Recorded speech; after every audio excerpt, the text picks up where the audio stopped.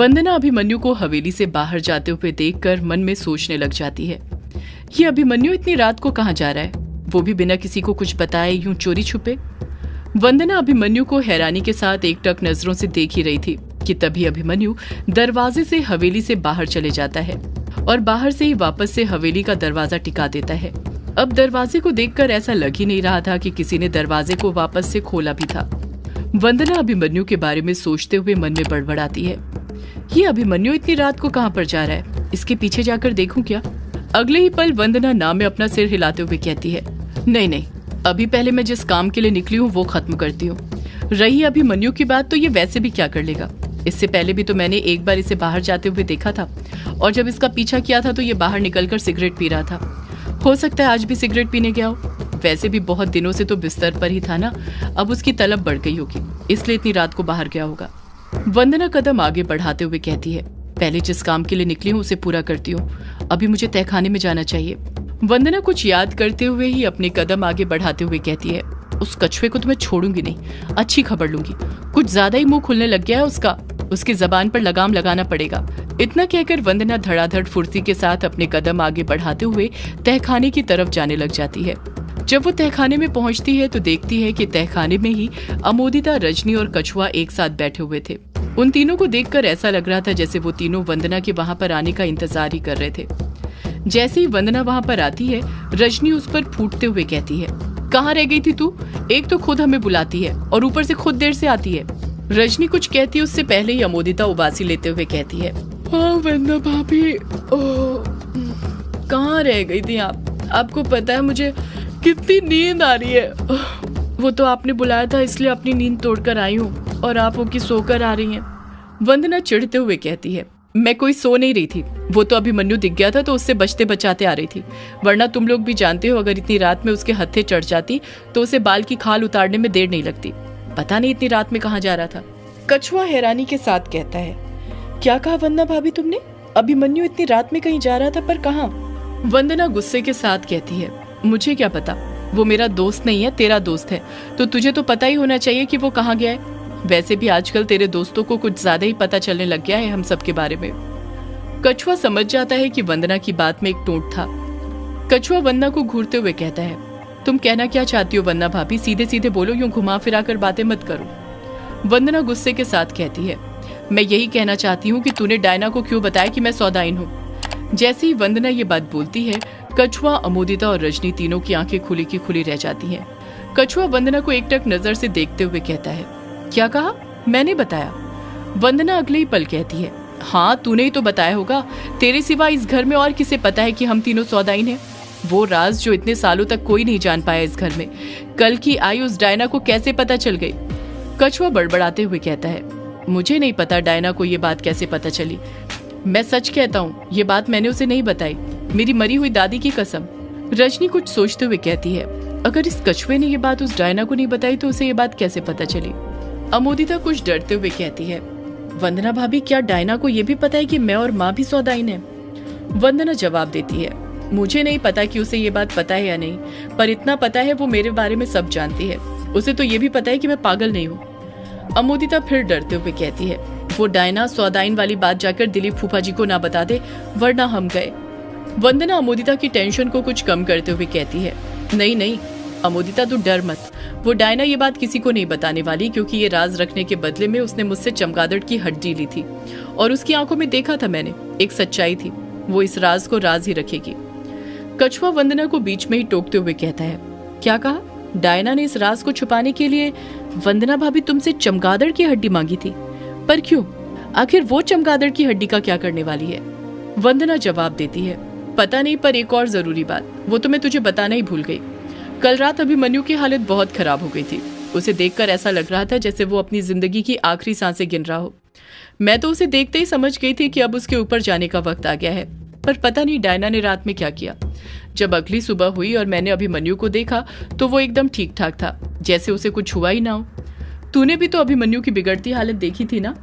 कछुआ कुछ सोचते हुए कहता है, हाँ देखी थी। इसका मतलब अभिमन्यु को ठीक करने वाली डायना है, उसी ने अभिमन्यु को ठीक किया है, पर कैसे? वंदना झट बोल पड़ती है, पता नहीं उसने अभिमन्यु को कैसे ठीक किया। जब उसने मुझसे चमगादड़ की हड्डी ली थी तो सीधे अभिमन्यु के कमरे में ही घुसी थी और उसने झट दरवाजा लगा दिया था। उस वक्त अभिमन्यु बेड पर दर्द से तड़प रहा था। मैं तो रात भर उस दरवाजे के बाहर ही खड़ी हुई थी और ये देखने की कोशिश कर रही थी कि अंदर क्या हो रहा था, पर कुछ देख नहीं पाई, बस सुन पाई। रजनी तुरंत पूछ पड़ती है, फिर क्या सुना तूने वंदना? क्या बातें चल रही थी दोनों के बीच? वंदना कुछ शर्माते हुए कहती है, बातें नहीं चल रही थी रजनी, कुछ और ही चल रहा था दोनों के बीच में। दोनों के कराहने की आवाजें आ रही थी। अमोदिता मुंह बनाते हुए कहती है, क्या कहा वंदना भाभी? दोनों की कराहने की आवाज आ रही थी, पर ये कैसे हो सकता है?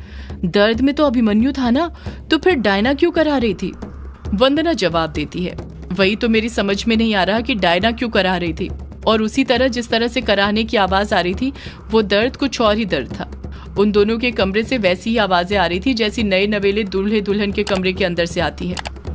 जैसे ही वंदना ये बात बोलती है, अमोदिता खींखी करके अपने दांत दिखाने लग जाती है। वंदना अपनी बात पूरी करते हुए कहती है, बताओ, रात में दरवाजा बंद कर डायना ने किया था और सुबह खोला अभिमन्यु ने था। पूरी रात डायना अभिमन्यु के साथ एक कमरे के अंदर थी। अब दोनों के बीच में कुछ ना कुछ तो जरूर हुआ होगा ना। एक लड़का और लड़की जब एक साथ एक कमरे में रुके हो तो दोनों शांति से तो नहीं रह सकते ना, कुछ ना कुछ तो जरूर करेंगे। वंदना की बातें सुनकर कछुआ इतना तो जरूर समझ गया था कि डायना और अभिमन्यु के बीच कल रात कुछ ना कुछ तो जरूर हुआ होगा, जिस कारण अभिमन्यु ठीक हो पाया था। वो कुछ अंदाजा ही नहीं लगा पा रहा था कि आखिर डायना ने वंदना से चमगादड़ की हड्डी क्यों मांगी थी, और वो कैसे जानती थी कि वंदना सौदाइन है। उसने कैसे अभिमन्यु को रात के रात में ठीक कर दिया था। कछुआ इतना समझ गया था कि कुछ न कुछ गड़बड़ तो जरूर थी। ये डायना और अभिमन्यु के बीच कल रात कोई न कोई खिचड़ी तो जरूर पकी थी जो अभी भी पक रही थी। कछुआ तुरंत फर्श पर से उठते हुए बड़बड़ाता है, मुझे जाना होगा, मैं जा रहा हूँ। रजनी हैरानी के साथ कहती है, अब तू कहाँ जा रहा है? कछुआ जवाब देता है, अभिमन्यु का पीछा करने। मुझे पता लगाना होगा कि वो गया कहाँ है। वो और डायना कुछ न कुछ तो जरूर कर रहे हैं मिलकर, मुझे उस बारे में पता लगाना ही होगा। वंदना कहती है, पर तू कैसे अभिमन्यु को ढूंढेगा? वो तो अब तक पता नहीं कहाँ पहुंच गया होगा। कछुआ वहां से जाते हुए कहता है, उसे कैसे ढूंढना है ये मुझ पर छोड़ दो।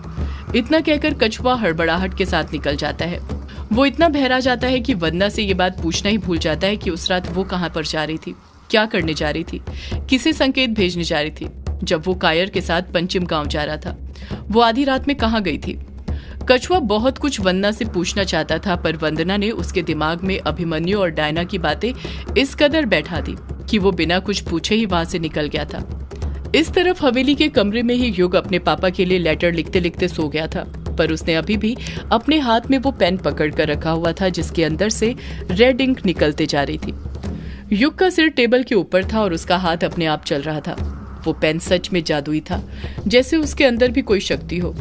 उसके अंदर से निकलती हुई रेड इंक खून की तरह लग रही थी। वो पेन अपने आप चलते हुए लिखते जा रहा था, रुकने का नाम नहीं ले रहा था।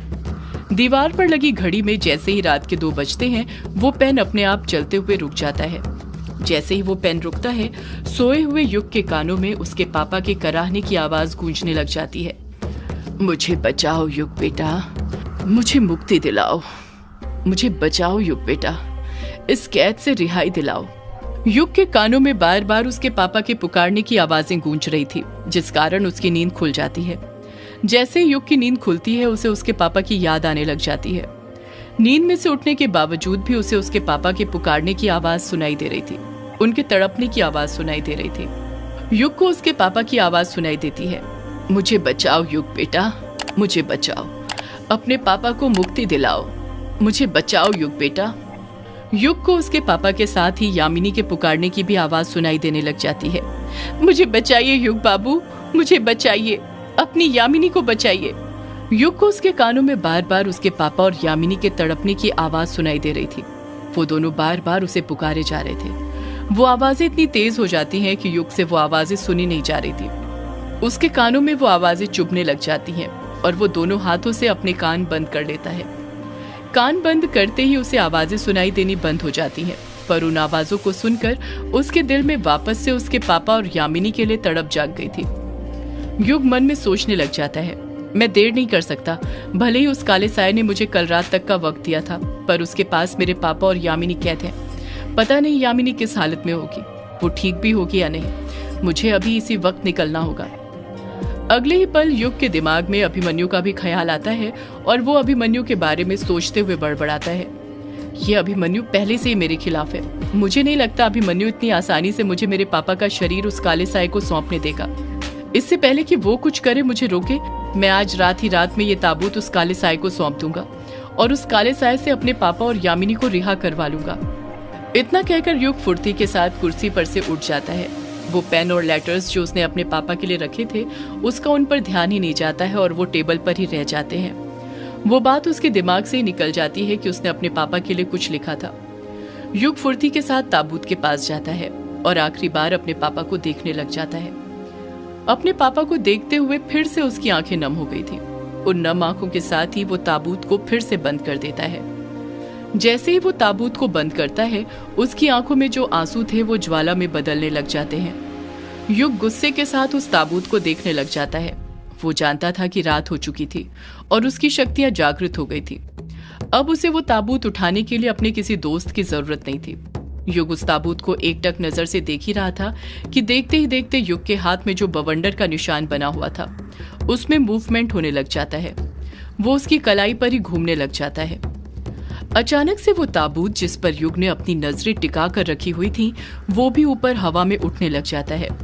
वो ताबूत कोई अपने आप ऊपर नहीं उठ रहा था, बल्कि उसके नीचे एक छोटा सा बवंडर था जो दिखने में ठीक वैसा ही था जैसा युग की कलाई पर बवंडर का निशान बना हुआ था।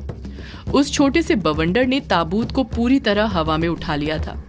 युग उस ताबूत और बवंडर को एकटक नजर से देखते हुए खुद से बड़बड़ाता है, मैं आ रहा हूँ काले साए, मैं आ रहा हूँ तेरे पास। इतना कहकर युग छोटे से बवंडर की मदद से ताबूत को हवा में ही उड़ाते हुए हवेली से बाहर निकल जाता है और ग्रेवयार्ड कोठी की तरफ जाने लग जाता है। सदियों से है पुरानी ये है यक्षिणी की कहानी। यक्षिणी एक आग है, यक्षिणी तेरा ख्वाब है।